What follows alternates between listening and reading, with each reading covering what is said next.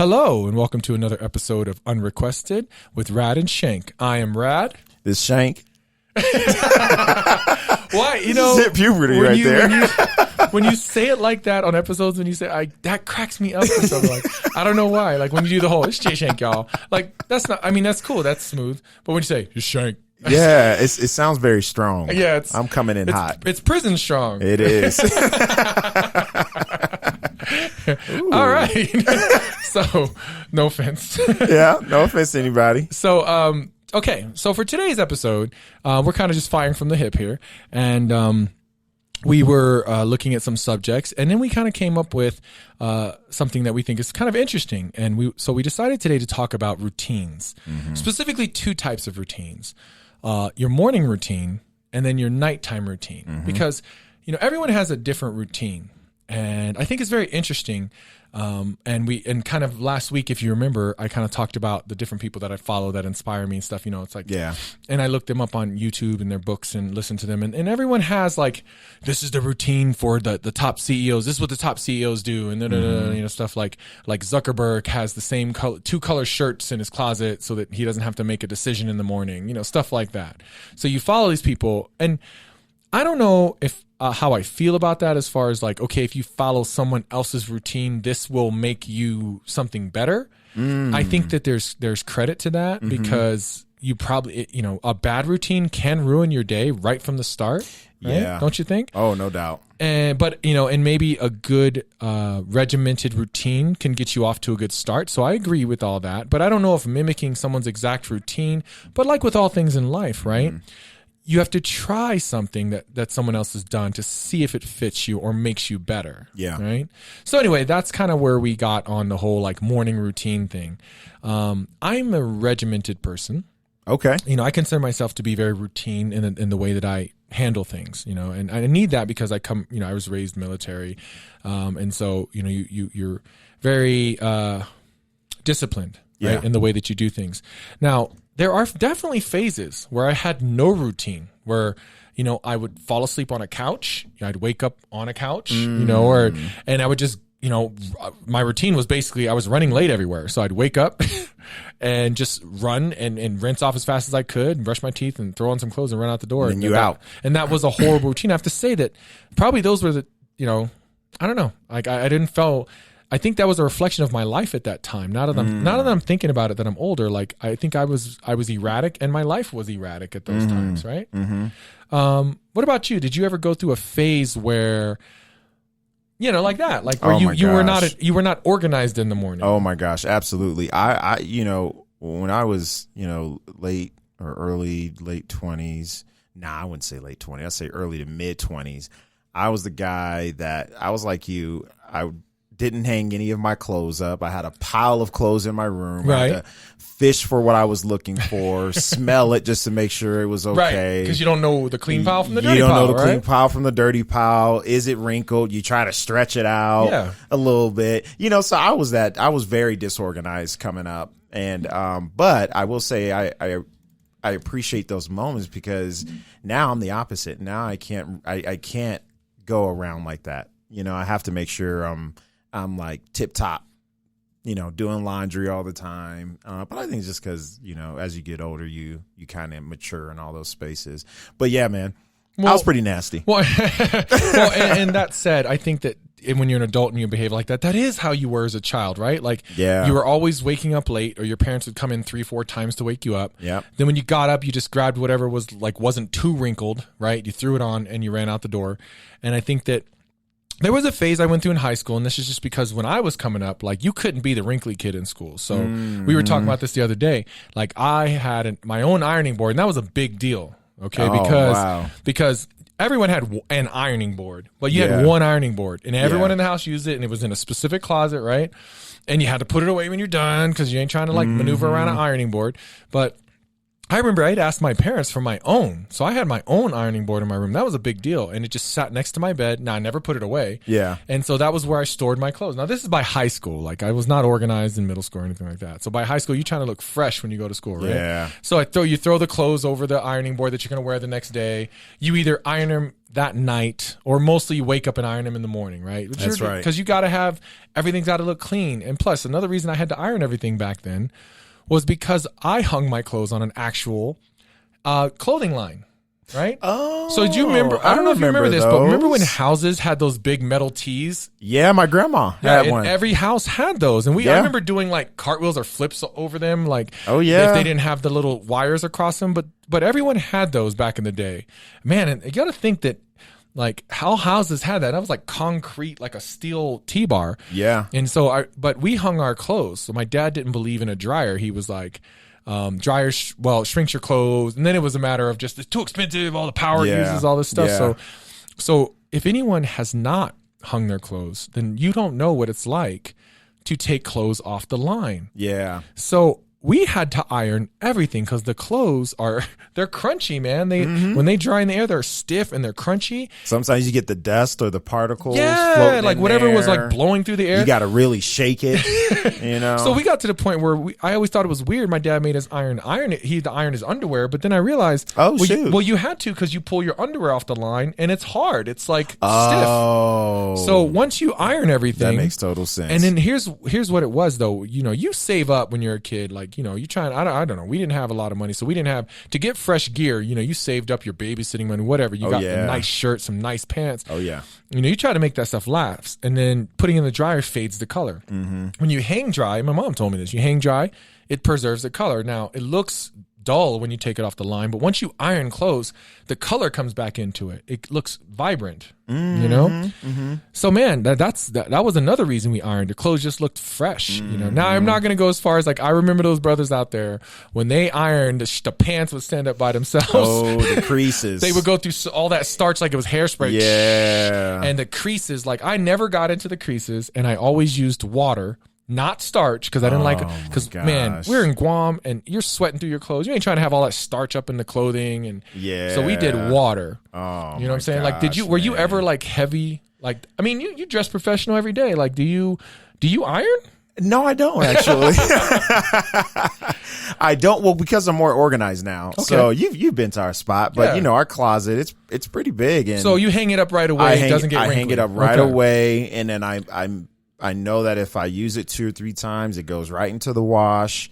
And I usually wear like the typical, you know, I grab like the same jeans or some, you know, like I'll cycle them out, but there's usually my core focus of stuff I grab. But yeah, no, man, we do have an iron. We don't have an ironing board. Well, and you don't need one. Cause when I was first living on my own, I was so poor that I couldn't afford an ironing board. Yeah. Excuse me. Ooh, did you burp there? That was really embarrassing. Like we had a good run. Yeah. Nothing like that. But as I said, unedited. Excuse me. And we never had like that happen. So I apologize to the audience and you. Thank you. Man, I'm getting old. What was I talking about? You talking about the ironing board. The ironing board. Okay, so I was so poor that I couldn't afford an ironing board. So what we did, we put the towels on the floor. Oh, and actually, some people prefer that because you have more space when you're laying out a dress shirt on the floor or your slacks on the floor. And you had to put the towel down so you had a flat surface, and you ironed on the floor. Yeah. You know what I'm saying? Yeah. So, yeah, man. And that's what we do. Well, and so it's funny because, man, I lived decades like that, right? Yeah. I have not ironed something in almost 10 years. Oh my gosh. And my son brought it up because I used to always get irritated with him. Yeah. Because his clothes were always wrinkly. Now because his clothes just sat in a pile, and then he would pull it out and he put on a shirt and it just looks. I was like, "Give me your shirt." So I always ironed his clothes, and I would lecture him about ironing. So this came up because he was clowning about it and saying how he still irons everything. Really? And the people he's around, they're like they don't even know what that is. Like iron, like who irons their clothes? Like what do you mean iron your clothes? You iron all your clothes? He's like, yeah. So he irons his clothes every day. Yeah, and so that's something I've instilled in him. Now, I have to say that I think the reason I don't iron as much anymore is because I think that the materials are different. Now walk with me now, okay? back in the day, everything was like 100% cotton, right? 100% rayon, whatever. Yeah. So you do cotton in a pile, it's going to wrinkle. Yeah. Okay. But now I'd say all my shirts are poly cotton blend or some kind of blend because, we wear that stretchy material. And I've been dressing like that for a long time. Like I don't wear 100% cotton anything. Well, nope, not even underwear. No, maybe once in a while some tidy whities, but but I gotta say, like all my clothes are some kind of blend. The workout clothes, everything. Yeah, that stuff doesn't wrinkle. It's very true. If you pull it out, and this is another thing that I was raised to do, you fold a certain way. You fold it, then it doesn't wrinkle, and so everything I pull out now is just not wrinkly. To your point, you hang your clothes up quick. This shirt was hung up. Yeah. Oh, well, I don't hang up a t-shirt. That's weird. No. Who hangs a Oh, Jennifer hangs up her t-shirts. You hang up your t-shirts? Oh, good. Thank you, Jen. I appreciate your support. Man, here's the thing. I can't waste hanger space on a t-shirt though. Because you got to have hanger space for, and guys let us know. Hanger space is for anything with a collar or a sweater. Sweater. But you have to have a special hanger for a sweater. Yeah, you do. So you have to have like a thicker, like maybe even a wooden hanger. Yeah, right? yeah. But you can't just use when I first started, I bought the cheapest pack of like the wire hangers. Oh, and my shirts, you know what? That's another reason I always had the iron because I always had these janky wire hangers. And so it would dry to it? Well, what does wire hangers do to a shirt? It like molds to it? No, they call it hanger burn. My dad called it, or the nipples in the shirt when the hanger pokes out. Little hanger marks. Oh my god! You know what I'm talking about. I know right? exactly what you're talking about. The two dots on your shirts. Yeah. My dad called it hanger burn. Yeah. And so, back in the day with the dry cleaner, they put the paper around the wire hanger. And then they had it's more accessible to get like plastic hangers, so it's rounded. Yeah. But back in the day, that's why I had to iron because then, dude, I have broad shoulders. Yeah. There's not a hanger in the world that goes wide enough to meet the edges of my shirts. Right. And I wonder if that's where the term nippy comes from. You know what I mean? Like, you looking nippy today, brother. I think nippy is nippy. I think is it? Your nips are poking out. A little pokey. You're nippy. Like, oh man. I wouldn't dig too deep. I think that's it is what it is. It is what it is. Yeah, that's right. Man, but hanger burn. Yeah, hanger burn. Yeah, that's right. So. Yeah, so that's why I can't hang shirts because then if I hang a t-shirt, then you get the little you get the dots. Here's the funny thing. I'm going to stop us real quick because somehow, some way, and this is my fault. I led us astray. Yeah, we're not even talking about morning routines.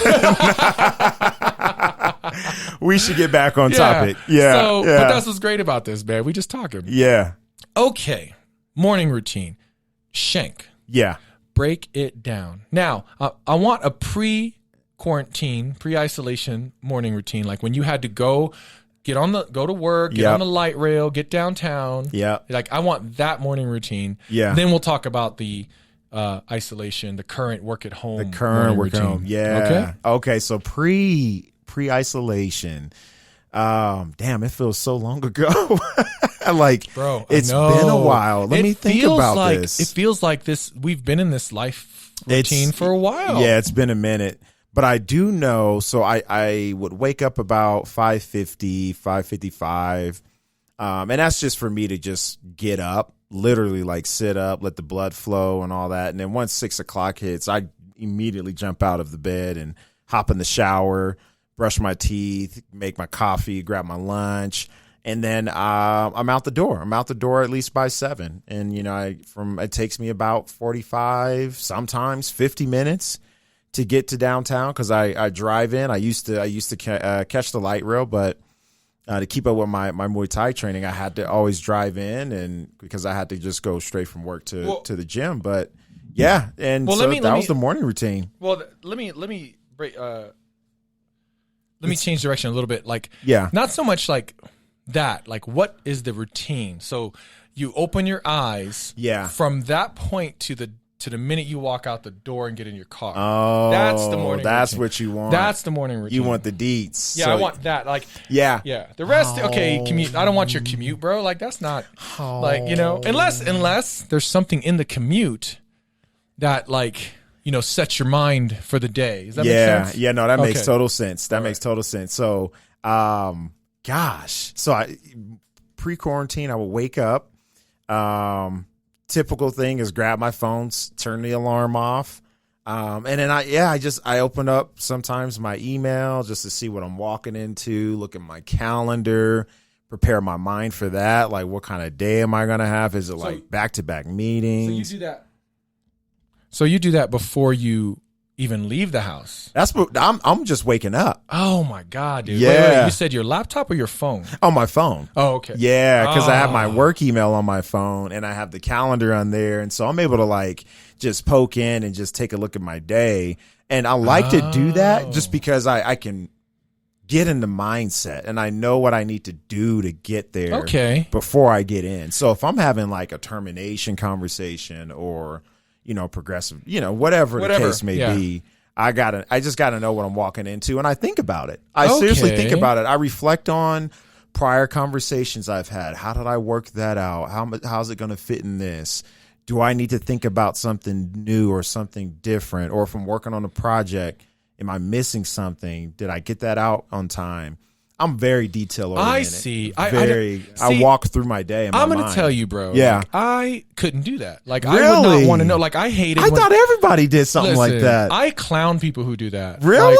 Like I'm not gonna lie. Listen, Jen, you do it. Oh. When I was at work, I remember a couple times I sent an email and a second shift manager would respond. Yeah. And I was like, "Why are you responding to this email?" Because I got, I used to work at 6 a.m. Yeah. At 8 a.m. in the morning, and he'd be like, "Oh, I just roll over and turn on my laptop and respond to emails." Like, and I would be like, "What a loser!" Oh like, my God. Like, why would you do that? So, but anyway, that was because to me, like, you need to unplug, right? Yeah. And that said, I guess I just didn't even like when I would have text messages from my boss when I got up. Oh, like okay. I'm going to say I didn't like it. I think that I would prefer going in like open-minded. Fresh. Does that make sense? You just want to get like, hit I with want it. to be open-minded, and I'm going to be like, it does not matter what's on my desk. Like, I'm ready to go. And then by the time I get to my desk, I'm in such a like upbeat, open-minded mindset that whatever is on my desk, I'm going to get through it. And because I can shake and move with whatever, because I feel like if I knew in advance and I tried to prepare myself, but then that changed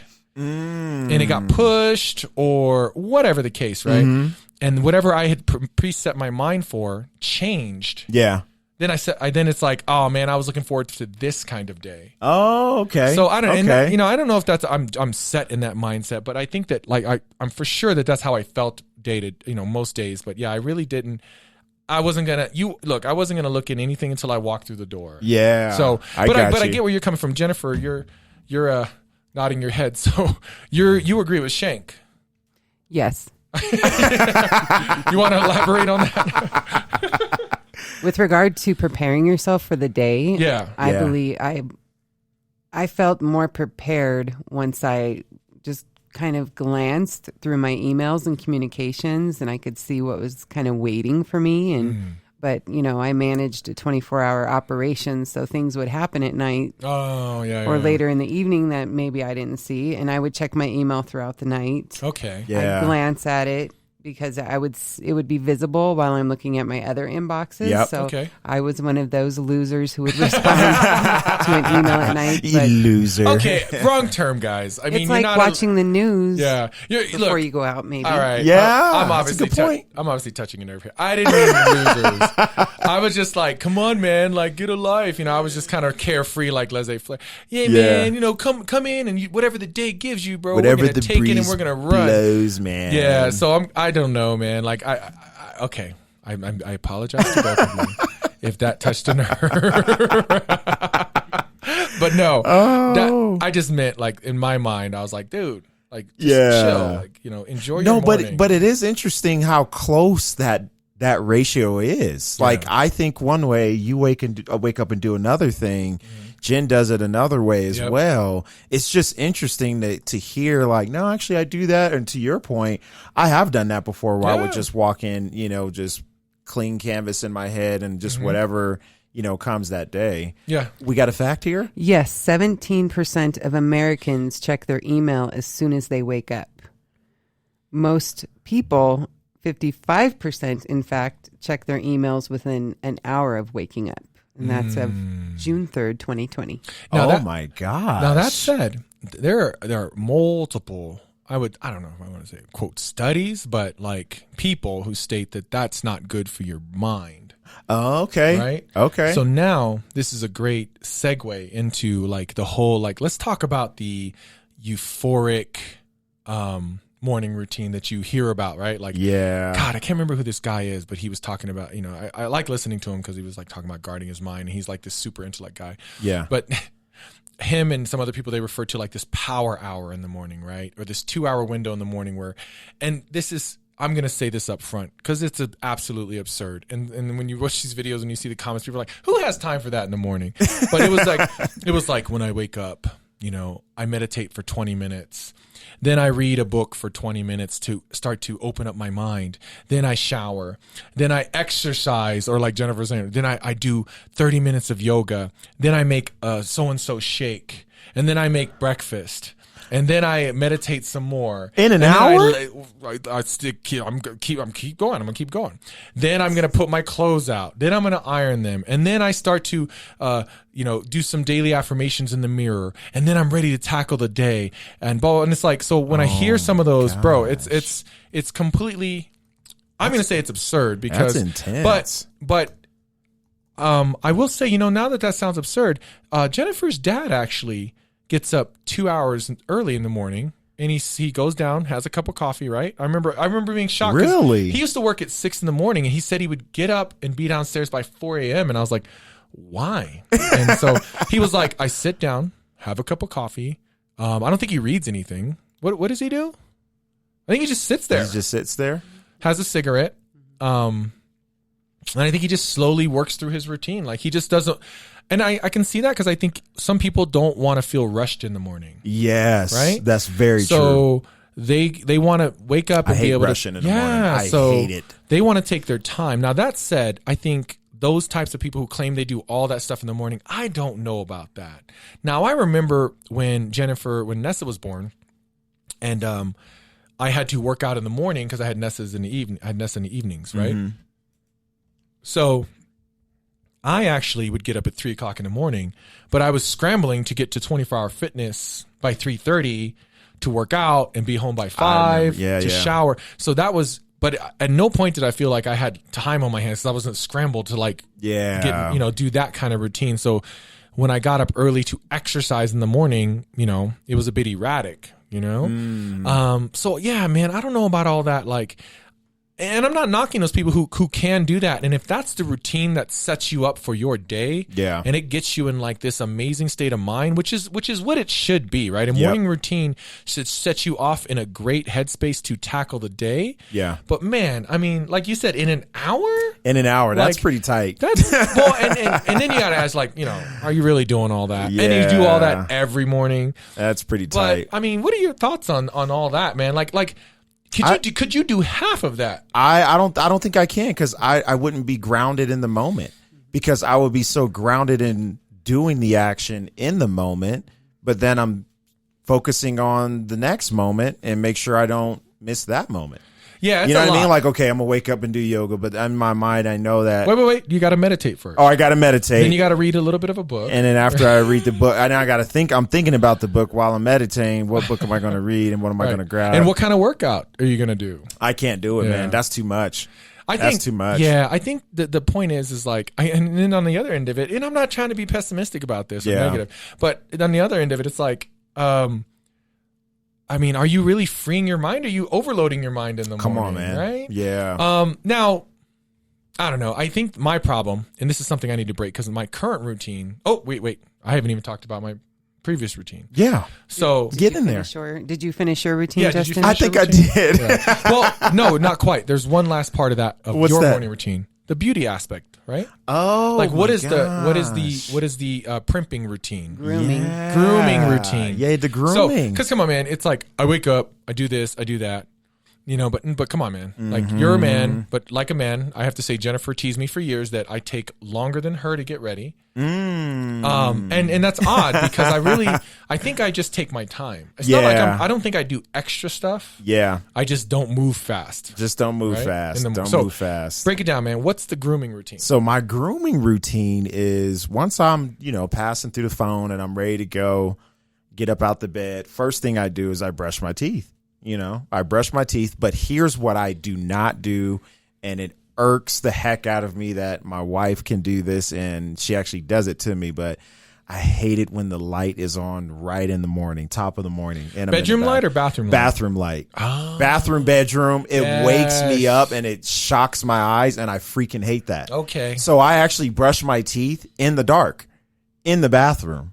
And I love it, but I can still see, because this is what I want. This is the meat. This is what you want. This is the meat. The intricacies. Yeah. And so I'm brushing my teeth in the dark, and as I'm brushing my teeth, I'm just, I go and I turn the shower on and turn the curtain off, or draw the curtain so water doesn't come out. But and I'm just walking around, just thinking about my day, brushing my teeth, and I spit that out.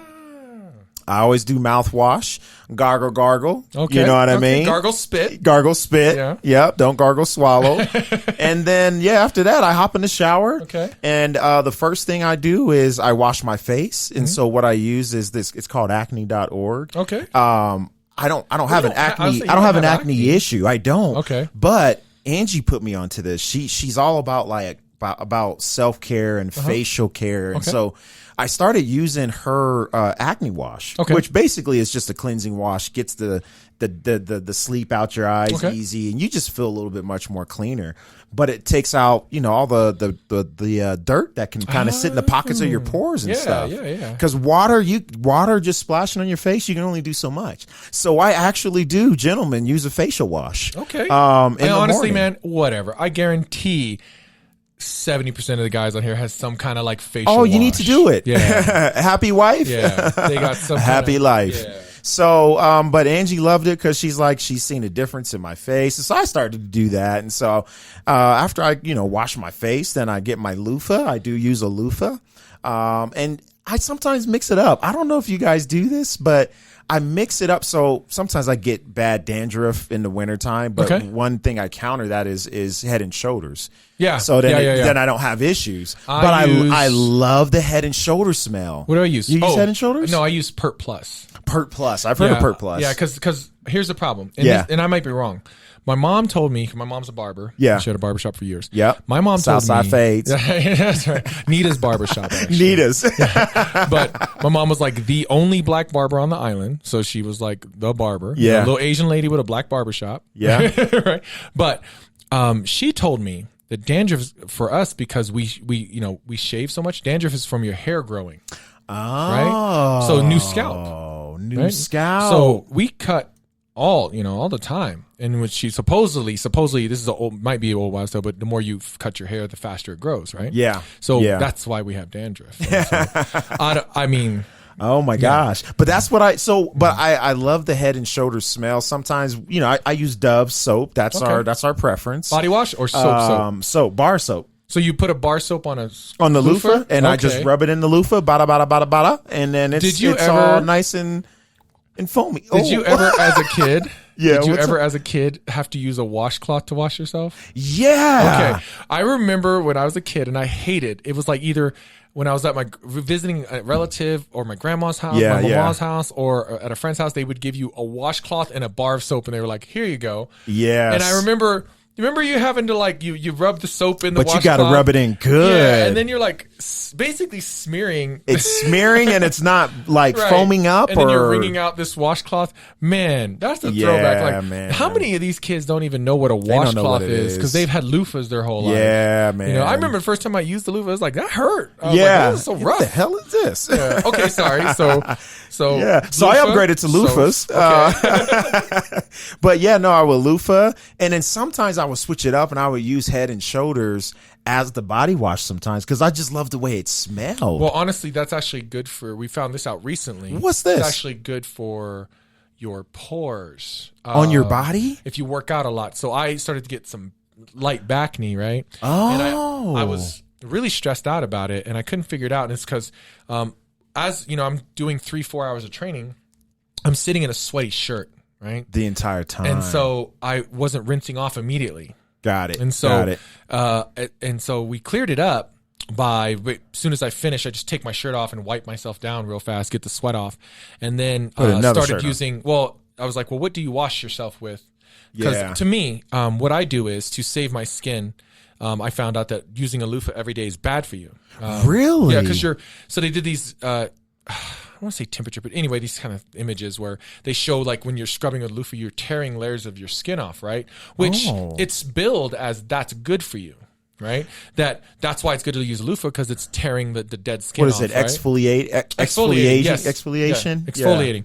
So that's what it's billed as. But if you're doing that every day, you constantly have raw skin, and then you've got hot water hitting it. So what I started doing years ago is I specifically use Dial soap because it's antibacterial. Yeah, and I've been using that for years, and I like the smell. Right. Yeah, I'm old school. I don't need a scented soap. I want a soap that smells like soap. Listen, military guys know what I'm talking about, like military soap, like army soap. Like I like soap that smells like strong soap. Strong soap. Yes, I love that soap smell. Yeah. So Dial smells like that, and it's antibacterial. And I got put on that when I was in Thailand because I wanted to always. Because I was in a foreign country, I didn't have insurance, and I didn't want any infections. Yeah. And we're training all day. I'm doing Muay Thai and Brazilian Jiu-Jitsu. I mean, like, and I don't know what's on the ground. Anyway, it's not like the States, okay? Yeah. So we're in the jungle training. So I always, I read this article said use antibacterial soaps. So I did. So I constantly washed myself with Dawn. I just fell in love with it.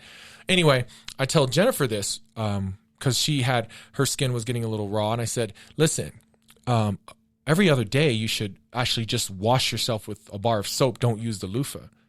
So every other day, I use a loofah. Got it. I use the bar of soap like I'm a 5-year-old, and I'm just rubbing the bar of soap around my body. Because then you still clean that layer off. But you're giving your skin a break. Exactly. Yeah. Exactly. Got it. So that actually was already helping my skin. Okay. Right. And then what we found out about like Head and Shoulders or Selsun, and I don't know if Head and Shoulders is a thing, but I know it's Selsun Blue. So Selsun Blue has the one of the acids that you use for acne. To treat acne. Yeah. So I started. So let's be clear. I'm a broad. We're big men. We're big guys. And I guess I can ask you this question, but I can't reach my back. I can't reach my back at all. There's times when Jennifer comes in the bathroom. I'm like, please scrub my back. And I'm going to pose this question to the women. Why is scrubbing your man's back or putting lotion on their back? It's a problem. Why is it like asking you to like scrub the toilet? Like, would you rather? I mean, man, it's like, just lotion me up. Can you put some? Got to the point at one point when Nessa was little, I used to ask her to put lotion on my back. Yeah, but she didn't know what she was doing, so it was like this. Like it's like putting icing on a cake, and I'd be like, and her hand. Anyway, I can't even describe it. And I was like, "Thanks, baby," because I wasn't gonna like have her rub it any. Because we're good. Yeah, but now Jennifer's gotten better about that. She's become more understanding. But man, it was like pulling teeth. Oh yeah, it is. To where I was afraid to ask. I'm like, baby. As you walk up butt naked and with I got like a lotion in my hand, like I'm a little kid. Right? I'm like, could you put lotion on my back? Yeah, please. So I finally broke down and bought a back scrubber. Does that work? So at first, no. I think it was too rough. And it kind of made my skin a little raw. But now with this whole situation where we just cleared up, the back knee or whatever, I put Selsun Blue on it. Oh. And it scrubbed my back. And I didn't know this because when I was putting soap on it, it was dry. My back would feel, and let me point that out. Yeah, dry. Yeah. Straight up soap dries out your skin. Yeah. Right? Because it's not like body wash where it has all these extra moisturizers in it. Yep, that's right. It's just straight up soap. Yeah. So be prepared for that. But here with me, dude, the minute I get out of the shower, it's head to toe lotion. Yeah. Right? That's what we do. Yeah. Justin, did you finish your routine? Well, no, we're not. We're still talking about the Head and Shoulders. Head and Shoulders. But you don't do that every day. No. The Selsun Blue, right? Yeah, I do it every day. Oh. Do you really? Now I do. Because it cleared up. So it clears up. That makes total sense. Think about it. Listen, where's your sweat region? Like, mine is my back and the middle of my chest. You know what mine is? Huh. It's the crease. What is this? Oh, in your elbow? In my elbow. I get pimples right there really? From time to time. I don't sweat there. I do. Yeah. See, look at that. That's a recovering one right there. That's my hot spot. Well, mine's on my back. Like when you see, back, like we were talking about your sweat stains on your shirt yesterday. It was on the front. Like the back of my shirt is, It's always the back. So I realized that because I can't reach my back, I neglect it. So now I'm taking good care of it. But Jennifer, were you able to see, does Head and Shoulders have the same thing that Selsun Blue has? Yes, I believe so. Okay, so good. So that's so. Oh my god! So I go I back. didn't even know that. I said all of this to say that it's a good thing that you are washing your body. It's a good thing that I do that because it has that whatever that is. Do you remember what the acidity or the chemical is? Well, Selsun Blue actually sells it with anti-dandruff / body acne. Yes. Okay. So I think there might be extra moisturizers in Head and Shoulders. Yeah. I'm trying to see if something actually says the main difference. Right.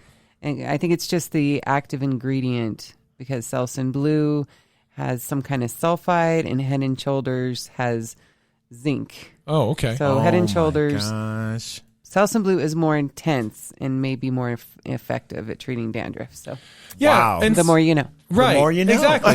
And so I say all that to say That's it's dope. probably, and you were just doing that unbeknownst to you. You're just Unbeknownst to me, man. You're just doing it.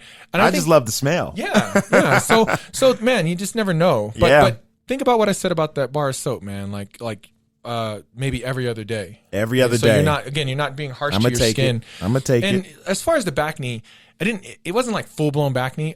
Jennifer started to notice red spots, and I didn't like that because I'm like, man, I take my shirt off a lot. I don't want to walk around with red spots on my back. Yep. And I started to get stressed about it. I'm like, Jennifer, how bad is it? And she's like, it's a red spots. It's more than I usually see. It's like like the reality is a bunch of red spots, but in your mind, it's like you got size of boils in the back. I'm telling you. And so and I can't oozing out, and I'm looking over my shoulder, and I can't see me. it. Yeah. And then I think I made it worse. I think I saw some red spots, but I swear they like multiplied as I was looking at them. I'm like, and it got in my head, man. So hey, man, I went to high school with this dude, and I played football there, and in the locker room, people get undressed, and I'll never forget this one dude had like body act. It was all over his body. Yeah. I was like, damn. I had a friend who had that, and he had to actually take medication for it. Yeah, and it was, we were in Guam. It can get that. Yeah, we were in Guam, and I guess the sweat and the heat and everything, his skin just couldn't handle it, and so. Oh man. Yeah. But that said, so do you wash your body with Head and Shoulders? So we know kind of the body wash routine. So you step out of the shower. Do you still cut your own hair? You know what? I do from time to time still. Okay, so you may line something up. I may line something up. So after I get out the shower, now here's the interesting thing, and I'm going to put this out there because I'm vulnerable, and I love what we're doing here. We're building a relationship with our fan base and audience folks. But this is the odd thing. When I get out the shower and I use like a white towel, just a white towel, it turns like there's brown, like as if I didn't clean myself. That's happened to me, and it used to freak me out, but then I'm like, it's a white towel. It's a white towel. Yeah. But and honestly, Angie thinks I'm like, she thinks I'm like the help. Like, oh, go outside, boy. What you doing in the house? Does she not put any spots on the white towel? No. Oh, well then that is weird. That's really weird, right? It could be your body oils. Oh, really? I don't think it'd be dirt. Yeah, because I've had that happen. Oh, I hear what you're saying. And Jennifer doesn't leave any spots on the top. Man, maybe we're just rubbing off. I think we're scrubbing hard. I'm just. It's like that's that extra layer of skin we were talking about. But no, I've had that happen. And I remember thinking, thank God I took a shower. Thank God I took a shower. But Angie would look at her like, oh my, this is daddy's towel. Don't touch it. She all puts it all in like a toxic bin, and she's like, don't use flies my towel. wandering around. I remember Jennifer used to get mad when I used her towel. She doesn't do this anymore, but she used to actually have two hooks on the door. And her towel was on one side, and I was supposed to use the towels on the other side. And if I touched those towels on her side, like she genuinely got upset. Oh, Angie does. Yeah. Yeah. Go ahead. You would wipe your nose on it. My face. I wipe my face. Like, I mean, it's a towel. What am I supposed to wipe my face with? Yeah. Blow your nose and be like, oh my gosh. And I thought that was gross. The nuggets. Yeah. Well, I must have gotten cleaner. Because she hasn't done that in years. But there was a long period where it was like we had two separate hooks, and I had to know which hook was mine. Yeah. You know. You better know your hook, boy. After a while, you just kind of... You just don't care about stuff. No, There's other things to worry about. Yeah. I'm going to go with I got cleaner. Not that I was dirty. Man. Yeah. Anyway. So okay. So then you... pretty much done. You get dressed and you head out, or is there anything in there? Oh yeah, no. Actually, I'm pretty much once I do that, you know, getting the what am I about to say? The mirror. Getting the mirror. Yes. I face the mirror. I put my facial lotion on because it comes with the acne product. Okay. It's a part of the program. Right. No, I remember I actually used to do this when I went through a bad phase of acne. Yeah. And Jennifer found this and nothing worked. And she found this stuff from Clinique, and it was a 3-step thing. So it was, and that was the only, and it cleared me up. And I haven't honestly had acne since, but it was the cleanser. Yeah. Then it was I had to wipe some kind of with the cotton ball. Yeah, with a cotton ball. And then the lotion. Gotcha. So it was 3-step, kind of like Proactive. Proactive. Yeah.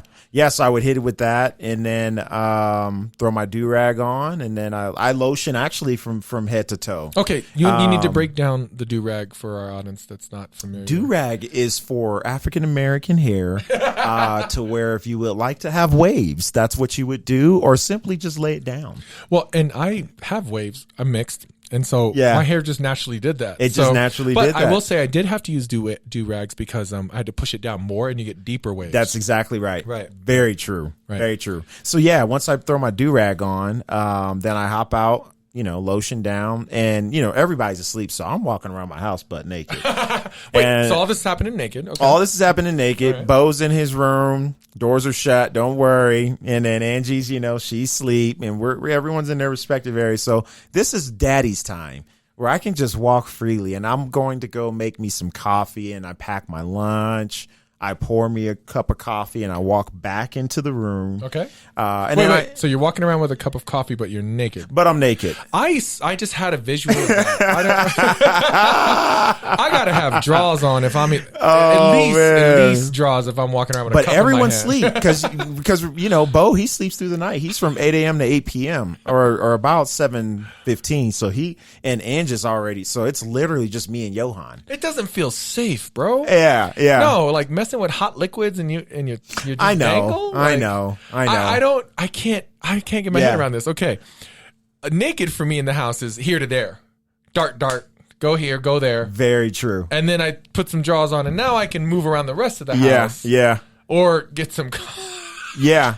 So I go get some coffee. I can't get the image out of my head. Yeah, that's what I do. So I go get my coffee. So once Bo is older and awake in the morning, do you feel that you may lose your nudist habits? Will you be sad you can't do that any longer? Yeah. No, actually, I don't think I would care. Okay. Because it's as of today, when you fast forward to quarantine now, like I wake up at 7:30 and I'm getting Bo up. Oh, so like they're like, all what I'm talking about is new routine. So this is just.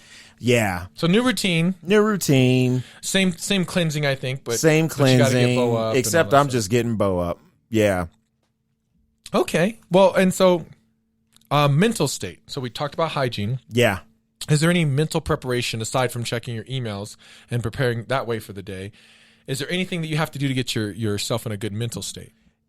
Sometimes I do listen to K-Love when I'm on my way to work. Something about just R&B. No, Christian music. K-Love. I'm thinking like, R&B. Is it 90s? Oh yeah.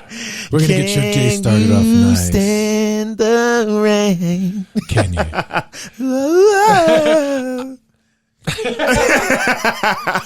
I don't know, man. I think depending on the music, right? Yeah. Sometimes if I want to get hype, I used to listen to some like hip hop and get all amped up. Yeah. And then sometimes I just wanted some smooth R&B. I think what sets my mood as far as what kind of music I listen to on the way to work? Yeah. What is the weather like? Okay. If it's sunny outside and I roll my windows down, like sometimes I want to vibe. Yep. Or sometimes I want to I know what you mean. And then sometimes when it's overcast, I'm like, or it's snowing. Yeah. I want like something smoother. Mellow, yes. chill. I know what you mean. Yeah. So the soundtrack to the streets, man. It's all in like what's going on in the streets. What is the day? Yep. What does the weather look like? Will kind of determine what I'm going to play. That's very true. Okay. That is very true. So I do flex. I don't just listen to K-Love. I do absolutely do that where sometimes I was on a Chris Brown kick just for a while, and I'm just like, well, and I remember it peaked at like that freaking album he released that had 40 songs on it. 40 songs, honestly, man, I still have not gotten through that whole album. Yeah, I still haven't finished it. Like he's released like 3 albums since that one. Since then, man. I think I listened to 10 songs on that, and I was like, what? Man, was he on house arrest or something? I don't know. I think he's just I think he just. Well, you know what? He's in there. What Tupac did does not surprise me because, man, he had 5 albums after he passed away? 5 because albums. They had so many tracks already laid down. So maybe, now that scene, back then we were like, what? Like, how does Pac still have stuff coming out? And then, like, I remember 3 or 4 years after he passed, Jennifer bought me a CD and it was like a double disc, and I was like, damn, he released another double disc. Like, and I thought, they're just rehashing old verses, because that would happen too. And I was like, nope, it was a brand new album. And then after that, Eminem produced a Tupac album out of nowhere, and it was all new stuff, loyal to the game or something. And I was like, I forgot about that. So now when you see someone like Chris Brown, he put an album that had 40 tracks on it. That's technically 4 albums. Yeah, pretty much. And then the next year, I think he released another one, then another one. So and another one. I guess it is possible. It's possible. Right? If you're that creative and it's just flowing, it's just flowing. Just turn the faucet on and let it go. Let it go. Yeah. Let it go. But I digress. So is that that's pretty much it. Okay. That's it. Okay. So, like, prior to isolation, I've gone through phases, man. Like, I went through the always running late phase. Yeah. I went through that longer than I'd like to admit. Then I went through this this daily affirmation. I read this book called The Secret, and some people know what I'm talking about, and I watched the documentary, and I got all into this whole like mental empowerment and, will the universe to, bend the universe to your will, like make the world the way you want it, your world the way you want it. Right. And if you put the energy out there, it's going to come back to you. Yep. So I was into that. And so in the morning I was doing like daily affirmations, right? And so Jennifer used to tease me like, "You're good looking, you're smart, and damn it, people like you." Oh my gosh, stuff like that, right? And so I would like, that's and dope, I would look in the mirror and I'd be like, "It's gonna be a good day." Yeah. And I don't know if I was going through something at the time where I needed something to lift me up in the morning, but I was just so headstrong in my belief of that. Yeah. That there was a phase I went through where I would do these daily affirmations in the morning to get my mind in the right place. And I think what happened was I didn't need them anymore because I just got to a point where mentally I'm just in that place. I wake up and so I wake up. And now, I have a bad habit. I pick up my phone immediately. Right? Okay. And that's one of those new movements where people are saying, leave your phone alone for the first hour. Right.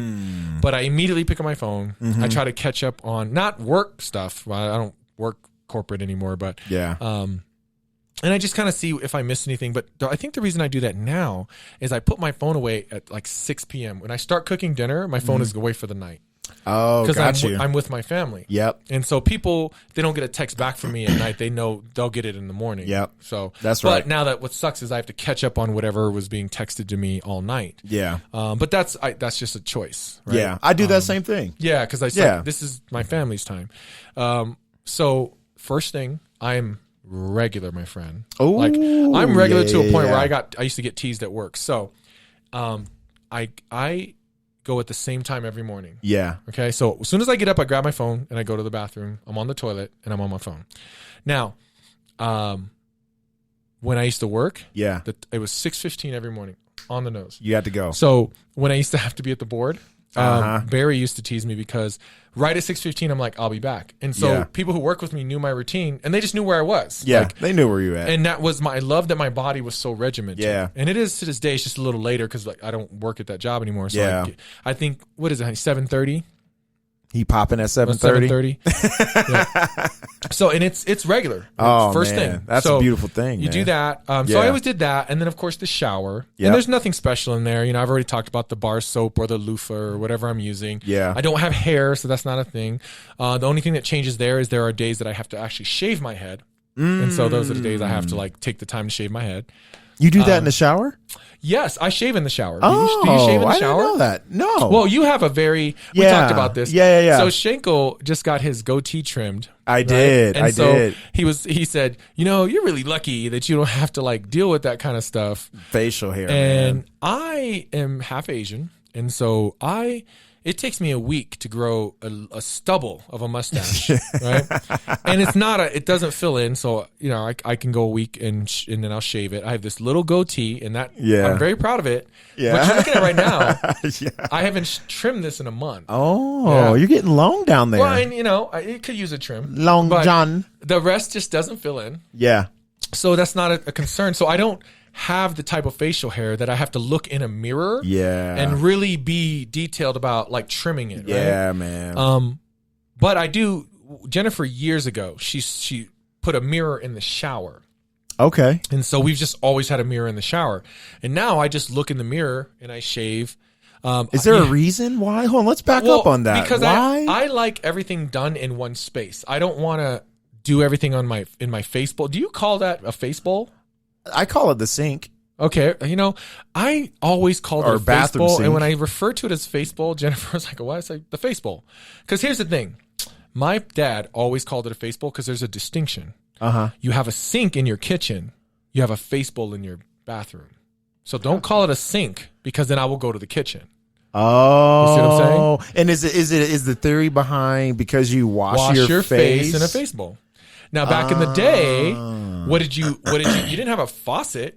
They poured water into a bowl and you washed your face. And that's you all washed your face did, that way. Right? Got it. And so you didn't wash your whole body. That was a once a week thing. Yeah. You splashed water on your face and then once a week you got a full bath. Yeah. But you always cleaned your face and your hands at the end of a day, work day. Got you. Right? So, oh my gosh. Anyway, it's always been called a face bowl to me. Okay. Right? So I don't want to because all that water and everything gets around the sink. And then even though I don't do that stuff, my sink is still messy. Yeah. So I just thought I always had in my mind, if I did everything in the shower, then when I got out of the shower, man, I was like set. You was ready to go. Yeah. So what I do is I shave in the shower. And I even went through a phase, dude, where I was brushing my teeth in the shower. I was going to ask you that. If you brush your teeth in the shower. So I went through a phase before I started like heavily using an oscillating toothbrush. Yeah. I kept the toothbrush in the shower. Or what I would do is as I would shower, I'd be like, oh, I forgot my toothbrush. I'd step out real quick, put toothpaste on toothbrush, brush my teeth, and then finish my shower, get out of the shower with my toothbrush. But I went through a phase where I don't know why I liked doing it. I think when I have warm water hitting my body, I'm already grooming everything. Then I might as well just get it all done. And when you step out of the shower, you're basically ready to lotion up and get dressed. So when you rinse your mouth, did you use the warm water or did you turn it down? No, I just really or you cup your hands. And the hot water goes in your hands, and you just by the time you pull your hands away, it's already kind of not as hot. Yeah, that's true. Right? Yeah. And then you boom. Oh my gosh. So I used to brush my teeth in the shower, but when I would rinse my mouth, I would turn the head of the shower and then turn the knob down so I can get cool water, because when I was doing it with warm water, my teeth was developing a sensitivity to not even just cold water, just like lukewarm. And I was like, oh, honestly, it might even be the type of water coming through that pipe. It could be. Yeah, because I think as far as the density of the water, whatever. I'm spitballing here. I'm not a plumber, but it's different areas that your water comes out, or it could be exactly the same. I don't know, man. Yeah. But so yeah, I used to do all that in the shower, but now I don't brush my teeth, but I still shave in the shower, shave my head. Now it depends if I'm using clippers or shave my head bald with a razor. Gotcha. If I'm shaving my head with a razor, I do it in the shower. If I'm using clippers, I do it before I get in the shower. Gotcha. So I lean over the bathtub and I shave my head. Then I scoop it up because I try not to rinse all my hair because we've had that where it clogs up. I know what you mean. And then once I get out of the shower, I go through phases of exercising in the morning. So and I've told you this before, I say, Shank, do 50 push-ups every morning. Remember I've said that to you? Yep. So there's times that I don't, where I give my body a break. And there's times where I give myself tasks. Yeah. So I say every morning, every day for the next however many months or whatever, I'm going to do 50 push-ups and 50 sit-ups every morning. Mm-hmm. So I tell people all the time, I'm like, break it down. Mm-hmm. So I get out of the shower. I drop. I'm naked. I drop 10 push-ups, right? Boom. 10 or 20. Right there. I dry myself off, 10 or 15 more push-ups.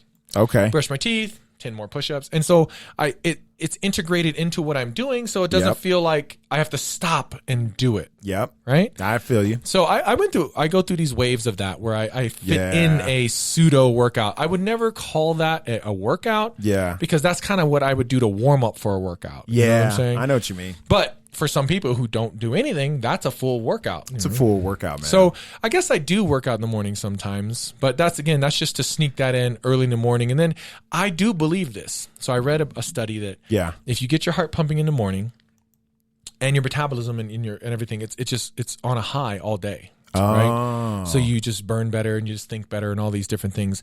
When I lived in Japan, the mindset was like they had companies and they would pull all the employees together and have them exercise in the morning before their shift. Okay. And that was supposed to stimulate brain activity and make them smarter, more productive, right?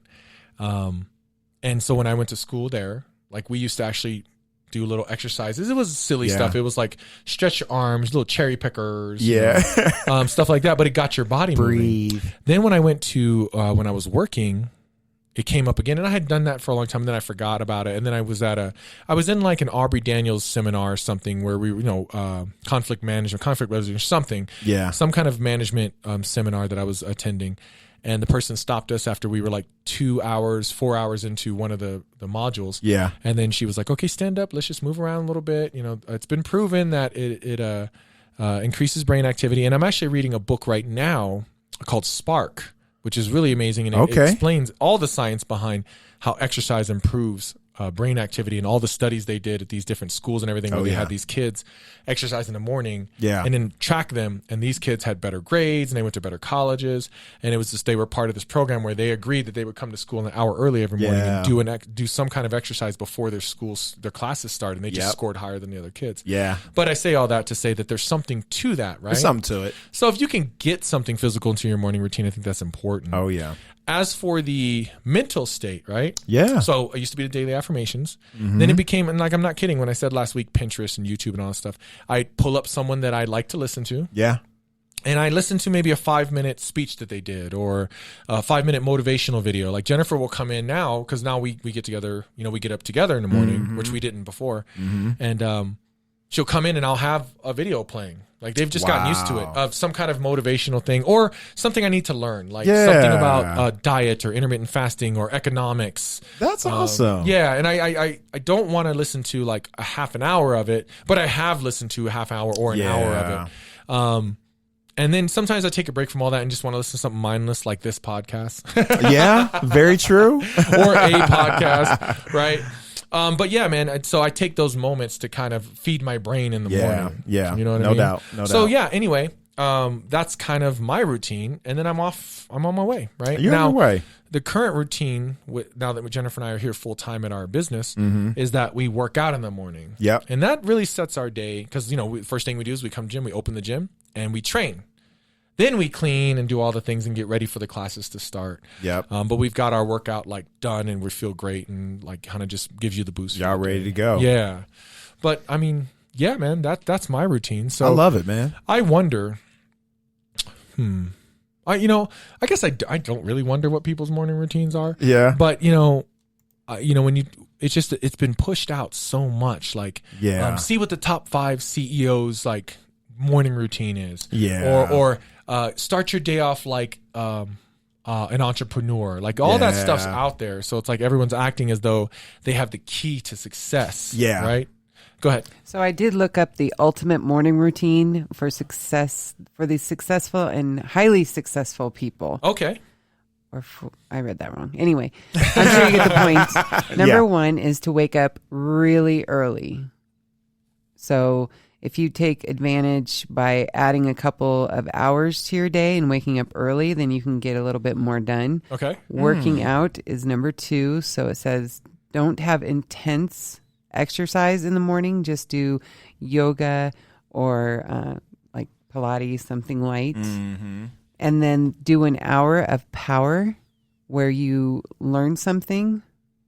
I believe that's what it's talking about. Yeah, that's that whole like read a book or or listen to something inspirational. But just empowering. For that hour. Yeah. Jot down in your gratitude journal. Okay. Number 5, ask yourself one important question. For example, and I guess maybe you come up with a different question every day. If today was the last day of your life, would you still want to do what you're about to do today? And that's a little dark, though. Like, that's a lot of pressure. Yeah. I'm not going to lie. Like, I'm not trying to get that deep. Yeah, I don't want to get that deep. It's Wednesday. I'm trying to figure out what I'm about to make Bobo for breakfast. It's Wednesday.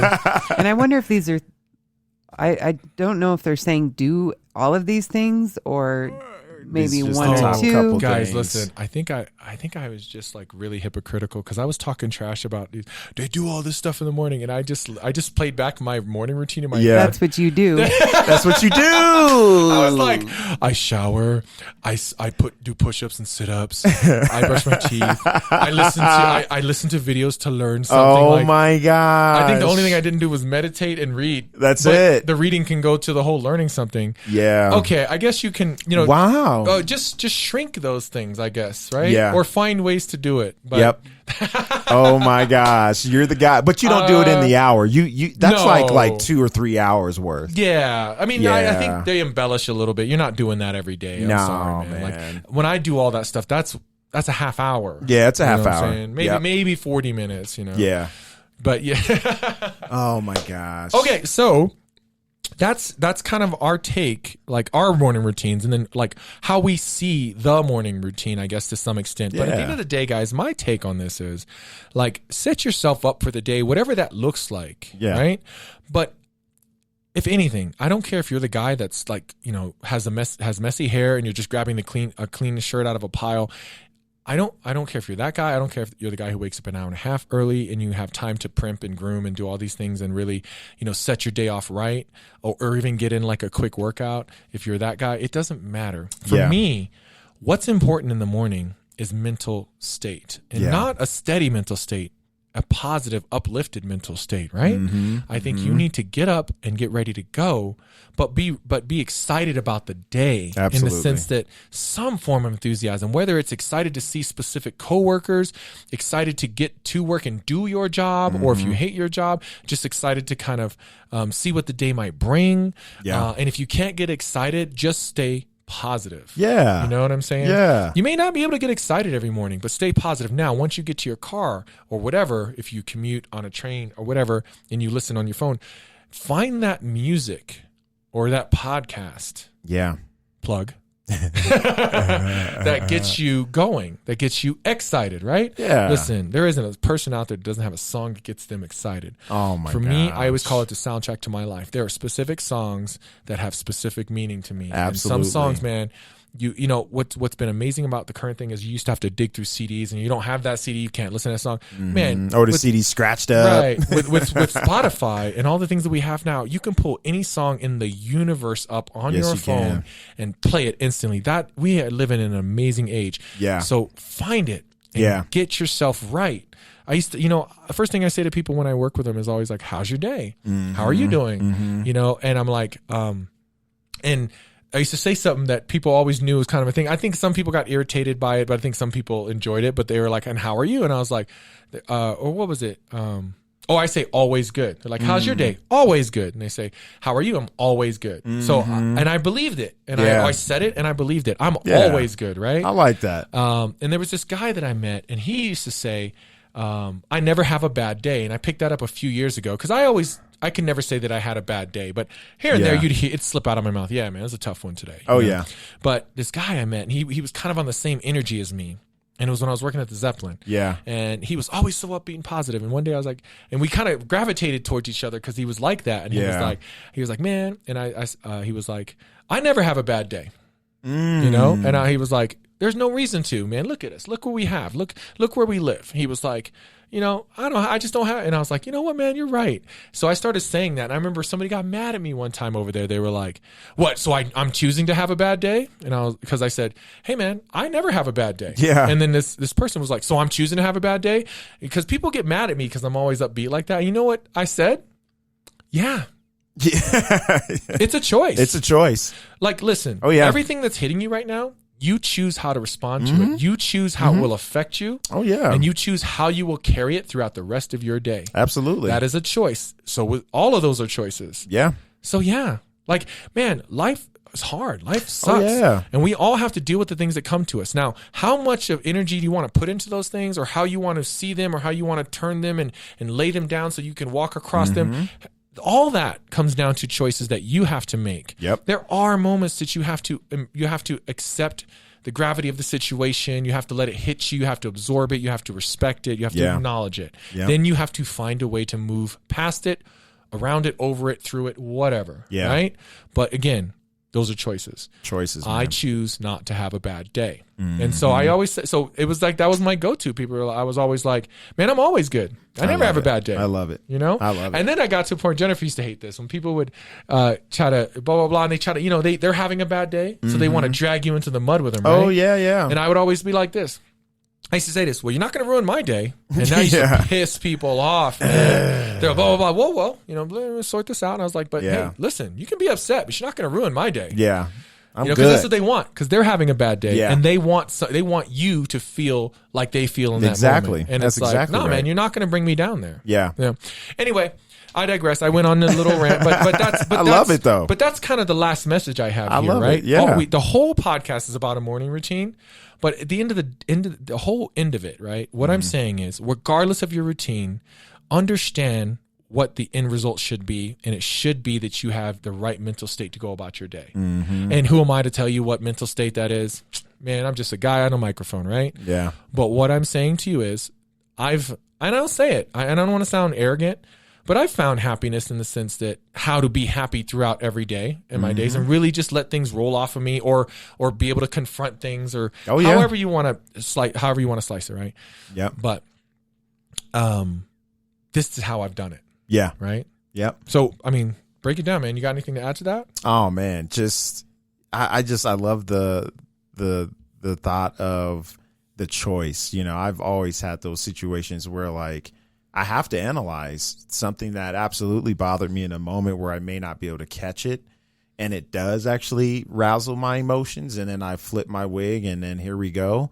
But then I have to reflect, and I have to learn and digest and understand that situation, and am I going to allow for it to continue to ruin my entire day, or am I going to allow it to just shrug it off and be like, you know what, it's been resolved, or if there is no resolution and I need to put a pause on it, I choose to continue to have a greater day, and when I come back to this, then I'm going to address it and then leave it at that, So there's times where I would get caught off guard. Everyone is tested. Oh yeah. You're tested in every moment, but you decide if it's a moment. Oh yeah, exactly. Or if you can, Jennifer said this, because I've said this to her a million times. She posted something. You can have a bad moment, or you can have a bad day. It's your choice. It's your choice. Yeah. Like, this could be a moment that sucked and it's bad, and I can stew over it for a few minutes, get it off, vent to somebody. Yep. But don't let it own your whole day. I used to have to tell people that, listen, do you want this to own your whole day? Exactly. Now that person took your day from you. Yeah. Right? Oh yeah.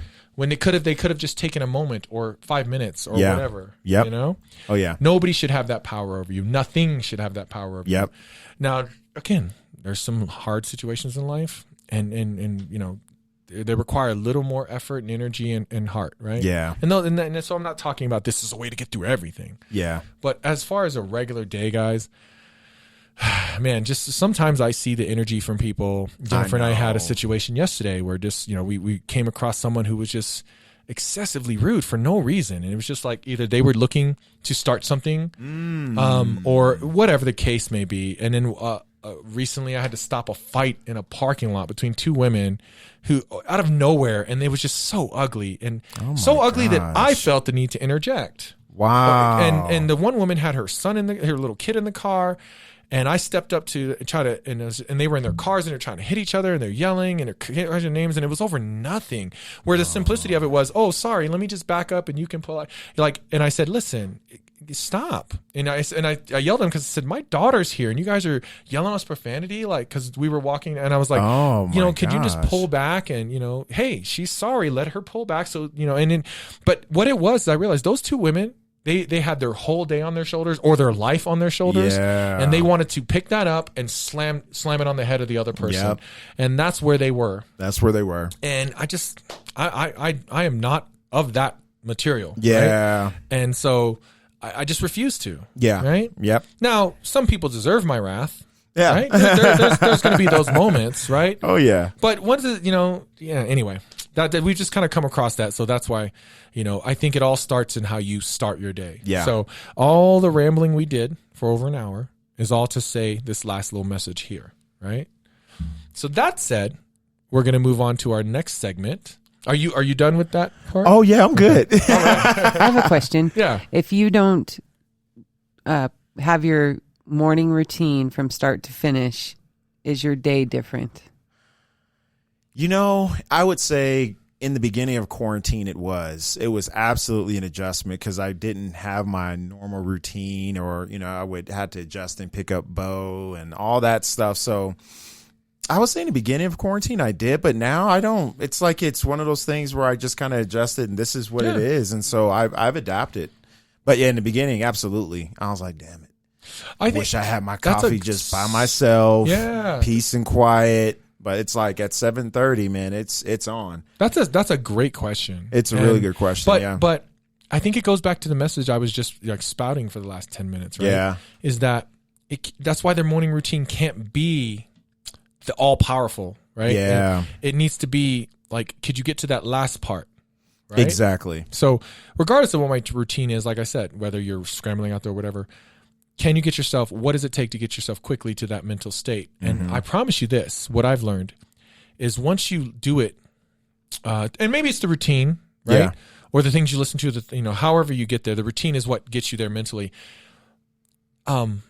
You can get to a point where you don't rely on that. You just get there. Yeah. Right? Like anything else, it's instinctive. Your mind will immediately go there if you do it enough times. Yeah. I've learned, and Jennifer and I have talked about this, and we've both experienced it. If you do something enough and you keep telling your mind something enough repeatedly, and maybe the routine is what helps you do that at first, then your mind automatically goes there. You don't need to tell it anymore. Exactly. Right? Exactly. So if your routine changes, you miss, like what you said was you missed parts of your routine. I missed having my coffee myself, but you didn't say, yeah, it'll mess up my mental state. Yeah, no. Right? Because mentally you can just get there. I can just get there. Exactly. Yep. So that's what's important. Yeah. Right? Regardless of routine, if you've built enough instincts to where now your mind just goes there, that is the habits that we have, right? If you wake up and you're a negative person and you're constantly negative, listen, that is the mind you have built. That is the world you will live in. Yeah. Your mind is your greatest asset or your worst enemy. You have to live there, not me. You are the one person that lives between your ears, right? And the habits that you form that put you in that mental state are the ones you have to live with, and your mind will guide you and protect you. If you say the world sucks, everyone's out to get me, blah, blah, blah, your mind's like, hell yeah, you're right. Look at this person. Look at that person. Look what they're doing. They're out to get you. They're talking about you. Your mind is going to shield you from what you have told your mind to look for, right? If you create a world that is giving and loving and generous, and you tell your mind, I don't take anything personal, blah, blah, blah, your mind can let go of things. It can be free. It can focus on the things that are important, being a good person, doing the right thing, having a positive mindset, letting things flow. But you have to train it like anything else. Yeah. Wherever you are right now, if you are in that other mental state, that negative one, you taught yourself that. Through your it could have been circumstances, could have been your living situation, a relationship. It could have been all those things that put you there. Yeah. But it's on you to pull yourself out and train your mind a different way. It can absolutely be retrained. Oh, yeah. And absolutely. rewired. Absolutely. But you have to acknowledge that it is wired this one way and that you have to change that wiring. You know what I'm saying? Oh, do you I know what you're saying. You see this? Yeah. That's deep. Yeah. That's deep. I've never seen you do that, man. It's deep, man. Are you ready for your random question? Random question. Fire away. Snap. Do you believe in aliens? Oh, man, that could be a whole episode. You want to go first? You go first. Okay. I believe in aliens. Now, I do too. Have they ever visited Earth? I don't know. I think maybe, but I don't know. Because here's the argument I have about aliens. Okay, I believe there's aliens. Yeah. I think it's arrogant to assume that there is not another planet with living life. There's something else out there, They're man. just and okay, go as far as maybe not in our solar system, but in another solar. There's how many solar systems? How many universes? Tons. Like whoever, tons, right? There's so many universes. To assume that in all those universes there isn't life, like that's just... And we're the only one. But the one thing I have is, how come it's always presented as though they are more advanced than us? Very true in movies, right? And because people believe they've come here, so they have to be more advanced than us. Right, I'm saying. But that's why I say I don't know if there's proof that they have come here. I believe there's life. But if they've never come here and that's all fabricated, right? Yeah. Then they aren't more advanced than us. Maybe they are just coming into their phase, right? Yeah. But I will say that I think that, and I'm not sure, maybe you want to check, but I think our solar system's like younger than other solar systems. So I see that where they're like, well, the other solar system's older, so if there was life there, they would have been more advanced. But you don't know their living situations. You don't know the technology they have. It's like, or if there is even technology, like maybe unlike us, they didn't evolve to build, technology. They just live a simple life like Avatar. You know what I'm saying? What I mean? That's right. So, ooh, that's my movie, by the way. Yeah, but you get what I'm saying. Like, I know what you mean. So yes, but I don't know if they're more advanced, and I don't know if they've ever visited. Now, I love that they've released those military videos. They declassified them, with those weird like flying objects that are just like moving and stuff like that. Yes, the Pentagon released those videos from I think it was from. It was like, I don't remember which branch. The Navy. The Navy. Yeah. Oh, wow. Yeah. Which showed like footage, and they're like, I don't know, it's spinning, it's turning. It's like I did see that. And then you have those people who worked at like Area 51. Like I don't know about all that stuff, right? But I think definitely I lean more towards it's definitely possible. Yeah. And to Jennifer's point, if we have in fact been visited, then they are more technologically advanced because we haven't figured that out. I mean, we've gone to the moon, right? Yeah. But but yeah, I just think on the principle of it, that just there's no way in all the solar systems, all the universes, that we are the only living planet with life. Way, man. You know what I'm saying? It's no way. No way. So it's time. Everything you said, I echo. Like, right. And I just say, there's something else out there. Yeah. And then like, I don't know. I guess would they look like us? But you don't know, because it goes back to what the environment, what the planet, what the ecosystem is, right? Like, that's right. Listen, no other animals on this planet look like us. They have similarities. That's why they're called mammals, and we're mammals. Mm-hmm. But it's just because we classified them like that due to similarities. But no other animals look like us. So, and the animals that exist all exist in their own varied ecosystems, and they look the way they look to survive in that ecosystem. Fish don't have legs; they don't need legs. That's what I'm saying? Like, So to assume that aliens would look like us, unless and that's I don't know, maybe, but I think that they would mimic whatever environment they're in. Yeah. The number for UFO sightings almost doubled in 2019. But why is that? What is there a reason? Oh man, I think that it would be.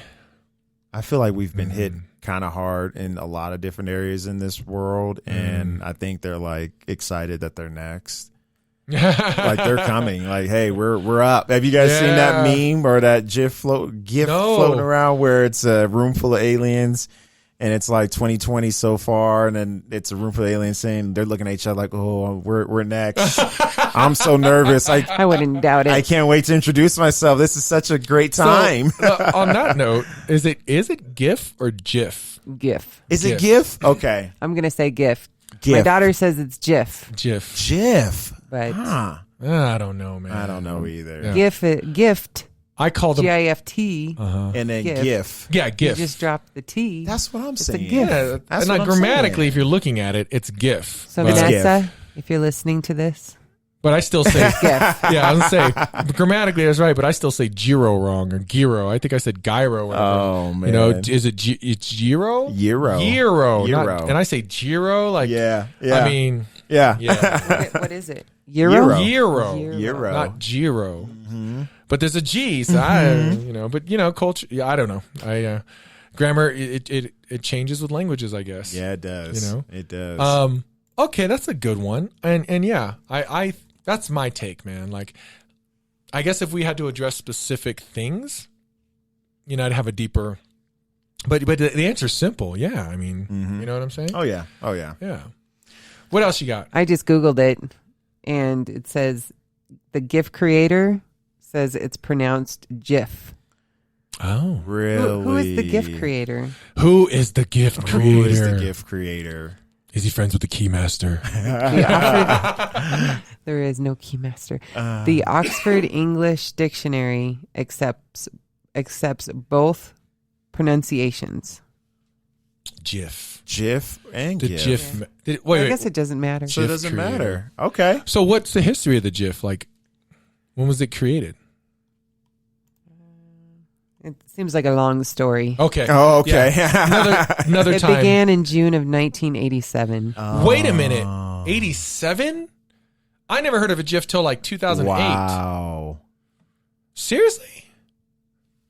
Yeah. Wow. It's a long story. Oh, no, we'll talk about it some other time. Yeah. Okay. But I'll just lean on that a little bit. 87? Yeah. That's crazy. Wow. Well, he was sitting on that for a while. Yeah, well, he was. He's like, you guys, just stay strong, man. I'm telling you, it's going to take off. Trust me, guys. It's going to be a thing. Like, it'll catch on. It'll catch on. 20 years later.